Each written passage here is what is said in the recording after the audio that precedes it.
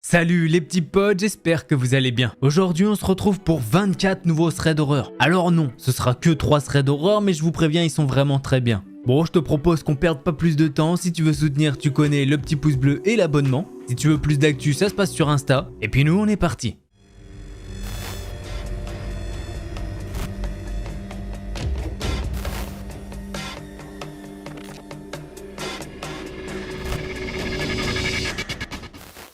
L'histoire que je vais vous raconter, elle est toute fraîche, elle s'est passée il y a quelques jours, ça a commencé le vendredi 19 août. À ce moment-là, Linda reçoit un message de son amie qui lui propose de faire une sortie avec d'autres amis qu'elles ont en commun.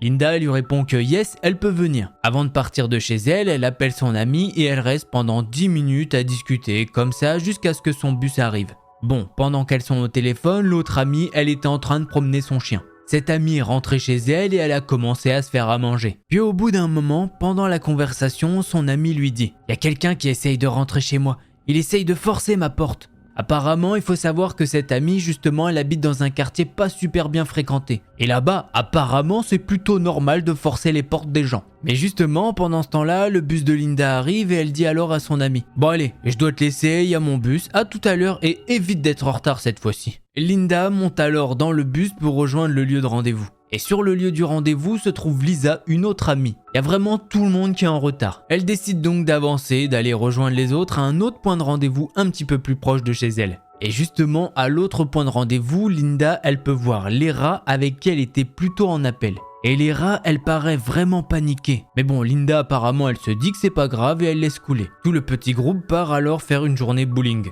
La journée se passe et Lera lui propose alors de venir dormir chez elle. Linda, elle accepte mais elle lui dit qu'avant ça, eh bien elle doit rentrer chez elle pour prendre des affaires. La soirée se passe bien, pas de problème. Elle ne reparle surtout pas du gars qui a essayé de défoncer la porte. Et pendant toute cette soirée-là, elles vont être toutes seules. Puisque petit détail, le père de Lera, il est très rarement chez lui. Il est très souvent en déplacement ou bien chez la tante de Lera. Le lendemain, elles se réveillent et elles peuvent voir le père de Lera qui est rentré et qui leur dit « Je pars en Pologne, je reviens demain vers 13h, 14h. N'oubliez pas de sortir le chien ce soir. » Bon, les filles vont passer toute la journée sur leur téléphone. Elles se font des petites crèves, enfin bref, des trucs assez cool. Puis vers 21h, elles se disent qu'elles doivent sortir Mikey. Mikey, c'est qui? C'est le petit chien. Du coup, elles décident de prendre des lampes torches et elles descendent en bas de l'immeuble. En sortant de l'immeuble, il y a une forêt avec des maisons et des voitures abandonnées. Et justement, là-bas, il y a pas mal de gens qui vendent des petites substances. Alors les filles, elles rigolent un petit peu, elles se disent que justement, elles auraient peut-être dû prendre des couteaux. Mais Linda regarde son amie et lui dit « Bon, de toute façon, qu'est-ce qui pourrait nous arriver ?»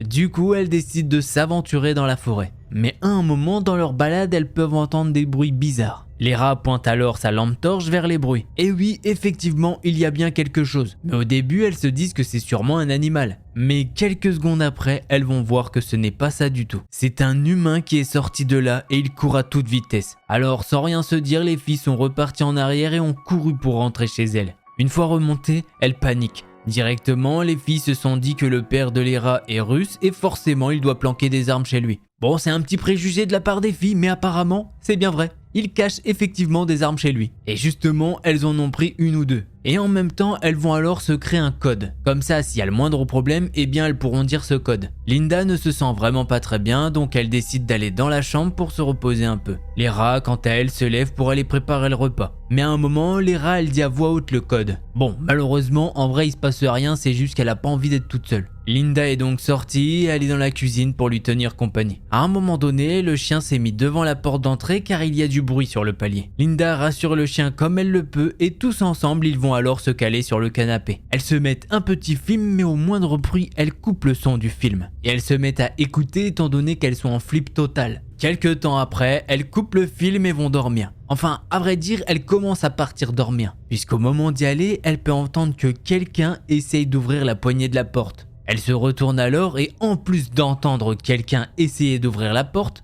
eh bien elles peuvent voir qu'effectivement il y a bien quelqu'un qui essaye de tourner la poignée. Bon, à ce moment-là, elles décident de garder leur sang-froid, d'aller dans la chambre et de prendre leurs armes avec elles. Le lendemain matin, elles se réveillent et en regardant par la fenêtre, elles peuvent voir qu'il y a pas mal de monde dehors. Elles en ont donc profité pour sortir Mikey histoire qu'il puisse se dégourdir les jambes. Sauf qu'au moment de sortir de l'appartement sur le paillasson, eh bien elles ont pu voir un mégot de cigarette. Et autant vous dire que Linda ne fume pas et Lera non plus. Et qu'on soit d'accord, encore moins le chien. Elles font alors la petite balade du chien et rentrent. Vers 14h, le père est rentré à la maison, mais elles ne lui ont rien dit histoire de ne pas l'inquiéter. Après ça, les deux filles ont mangé et sont parties en ville. Et au bout d'un moment, Linda elle décide de rentrer chez elle. Mais elle est quand même très mal pour les rats étant donné que elle va rentrer chez elle et c'est vraiment pas ouf là-bas. Linda décide donc de lui prêter sa paire de ciseaux. Comme ça, au moins elle pourra se défendre. Elle a mis son téléphone sur volume maximum au cas où si les rats ont un problème. Elle prend le bus et Linda arrive chez elle. Et au moment où elle arrive chez elle, les rats l'appellent en panique. Et puis là, elle y va. Elle dit le code, elle dit le code, elle dit le code.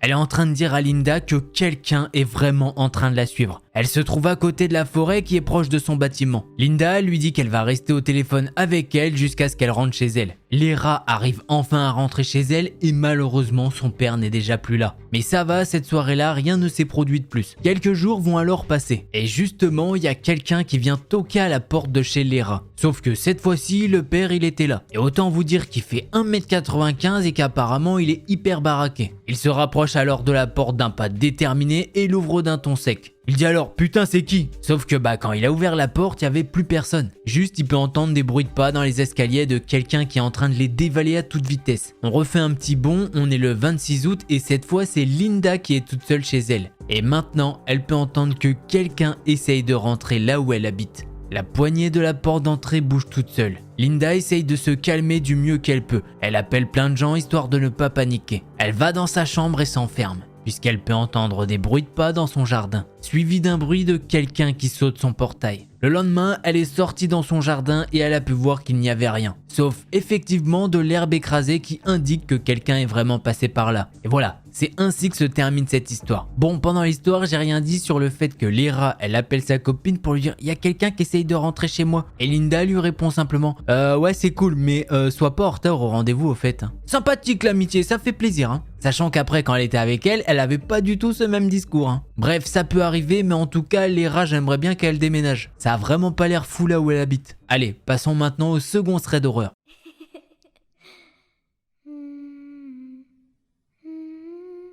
L'histoire que je vais vous raconter, c'est celle de Mathilde. Et cette histoire se passe le soir d'Halloween. À l'époque des faits, elle a 11-12 ans et tout va commencer alors qu'elle est avec sa sœur et une autre amie. Elles ont décidé de faire le tour du quartier afin d'explorer les endroits où elles peuvent aller chercher des petits bonbons. Comme je vous l'ai dit, il y a Mathilde, sa sœur et sa meilleure amie. Ce soir-là, elles font tranquillement le tour du quartier jusqu'à ce qu'elles arrivent à un chemin assez sombre et perdu. Les trois filles s'avancent dans cette direction. Et forcément, au bout d'un moment, Mathilde commence à ressentir un mauvais feeling. Comme si elle sentait que quelque chose ne tournait pas rond là où elles étaient. Mathilde a donc demandé aux autres si elles pouvaient aller voir ailleurs car ici il n'y avait rien d'intéressant. Mais au moment où elles ont voulu partir, il y a deux camionnettes qui sont arrivées assez lentement à leur hauteur. D'ailleurs, l'une des camionnettes était blanche. Et là, Mathilde elle a du nez. Elle sent que c'est pas du tout bon. Elle décide donc de faire signe aux autres de la suivre. Elle recule alors jusqu'à une sorte de chemin rempli de poubelles. Et apparemment, ça forme comme une sorte de labyrinthe. Mais au moment où Mathilde décide de faire demi-tour pour reprendre la route principale, la porte de l'une des deux camionnettes s'ouvre du côté où elles ne peuvent pas voir.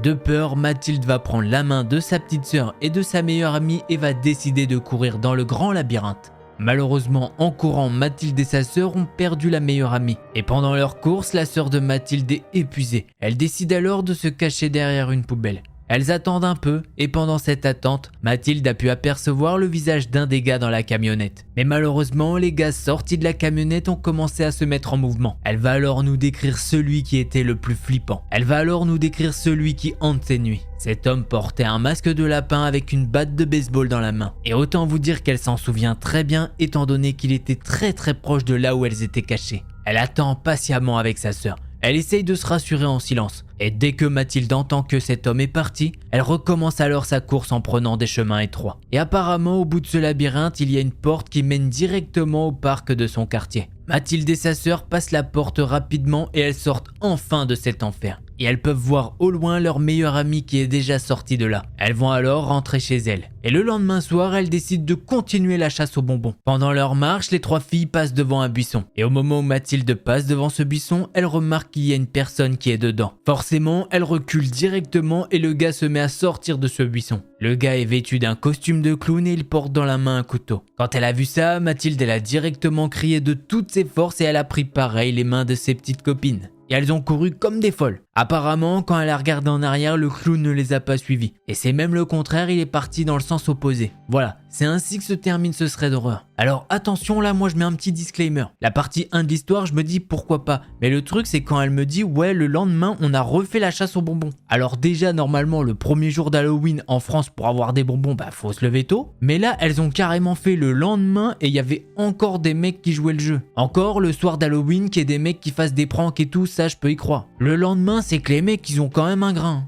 D'ailleurs, du coup, petit disclaimer. Au cas où, je préfère vous le rappeler, mais les threads d'horreur que vous écoutez sur YouTube, eh ben on sait pas forcément si c'est vrai. Donc même si dans le titre il y a écrit réel, vrai, ou ouais ça a été écrit sur Reddit, du coup c'est forcément des histoires vraies, eh ben je préfère vous dire que non, on n'en sait rien, la personne elle a peut-être écrit un truc et puis voilà. On espère donc que ce que les gens ils écrivent sur Reddit c'est vrai et que voilà. Mais on n'est pas garanti à 100%. Et même parfois quand on entend ouais mais c'est l'histoire d'un abonné, tant qu'on n'a pas de photos ou vidéos, bah c'est dur de dire que c'est effectivement authentique. Bon, de toute façon, c'est du divertissement, donc quoi qu'il arrive, j'espère que vous êtes divertis. Si c'est le cas, petit pouce bleu. Eh, ça c'est de la promotion. Allez, on passe maintenant au troisième thread d'horreur.